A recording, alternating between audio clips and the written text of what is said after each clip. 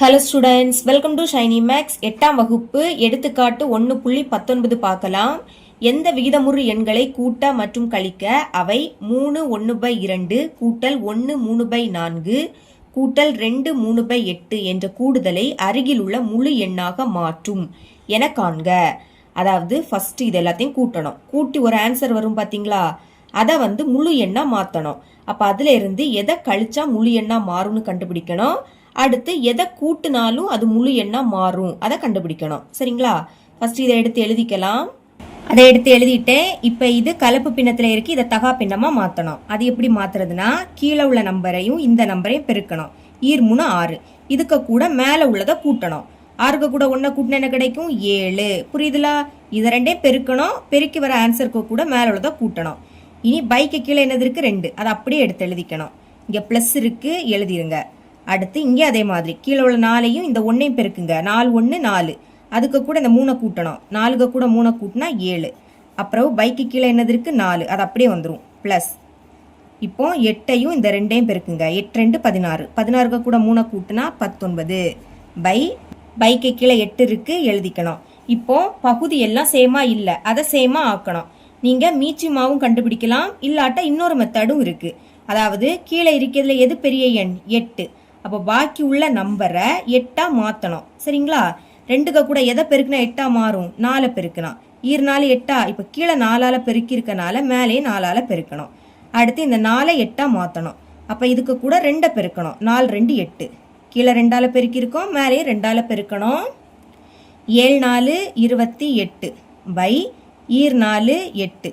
அடுத்து இந்த plus 7 2 14 by 4 2 8 plus இது அப்படியே வந்துடும் 19/8. இப்போ பாருங்க, பகுதியெல்லாம் சேம் ஆயிடுச்சா? அந்த 8ஐ ஒரு வாட்டி தான் எழுதிக்கணும். எழுதிக்கிட்டு மேலே உள்ளதை அப்படியே எடுத்து எழுதிருங்க. 28 பிளஸ் 14 பிளஸ் இந்த 19. இப்போ மேலே உள்ளது எல்லாத்தையும் கூட்டலாமா?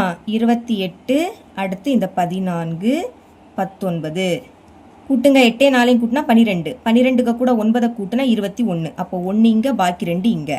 2 2 கூட்டினா 4. 4க்கு கூட 1 கூட்டினா 5. 5க்கு கூட 1 கூட்டினா 6. அப்போ என்ன கிடைக்குது? 61.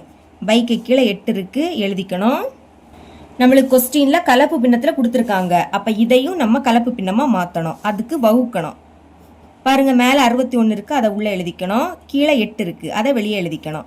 61ல் 8 எத்தனை வாட்டி இருக்கும்? 7 வாட்டி. 7 8 56.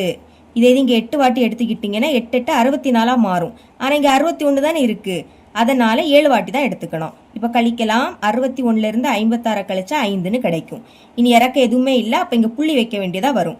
ஆனால் கலப்பு பின்னமாக மாற்றணும்னா இங்கே புள்ளி வைக்க கூடாது, இதோட ஸ்டாப் பண்ணிக்கணும். இப்போ ஈவு என்ன கிடைக்குது?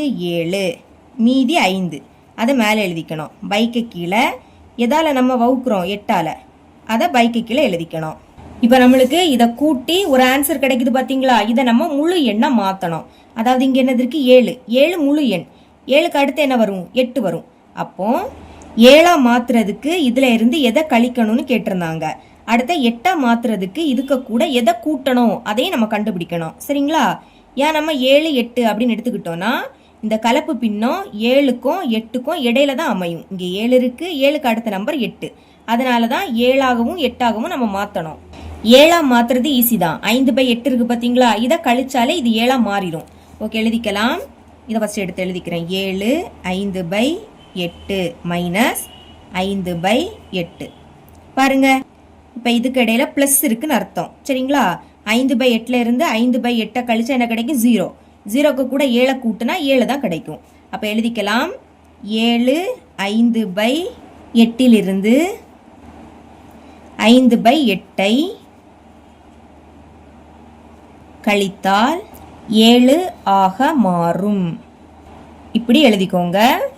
அடுத்து 8ஆ மாற்றணும். அதுக்கு என்ன பண்ணணும்னா 7 5/8 இதுக்கு கூட 3/8 கூட்டணும். பாருங்க, 7 5/8 கூட்டல் 3/8. ஓகே, இப்போ இந்த 7 எழுதிக்கலாம். இங்க இடையில பிளஸ் இருக்குன்னு அர்த்தம். சரிங்களா? அடுத்து 5/8 அப்புறம் பிளஸ் 3/8. 7 அப்படியே எடுத்து எழுதிருங்க. பிளஸ் இப்போ பகுதி சேமாக இருக்கா, அப்போ அதை ஒரு வாட்டி தான் எழுதணும். எழுதிக்கிட்டு சென்டரில் ப்ளஸ் இருக்கனால மேலே உள்ளதை கூட்டிடணும். இல்லாட்டா ஒருக்கா அதை அப்படியே எடுத்து எழுதிக்கலாம். 5 கூட்டல் அடுத்து இந்த 3, அப்புறவு 7 கூட்டல் 5 3 கூட்டினா 8, பைக்கு கீழே 8 இருக்குது. இப்போ பாருங்கள் 8ஆம் வாய்ப்படி கேன்சல் ஆகும். 1 8 8, 1 8 8. இங்கே 7 இருக்குது, சென்டரில் ப்ளஸ்ஸா, 1/1ன்னா 1ன்னு தான் எழுதிக்கணும். சரிங்களா? இப்போ 7க்கு கூட 1 கூட்டினா 8. பார்த்தீங்களா, 8 மாறிடுச்சு. அப்போ எழுதிக்கலாம். தேர்ஃபோர் 7 5/8உடன் எதை கூட்டியிருக்கோம்? 3/8 கூட்டியிருக்கோம். 3/8 கூட்டினால் 8ஆக மாறும். இப்படி எழுதிக்கோங்க. இவ்வளவுதான் இந்த சம்.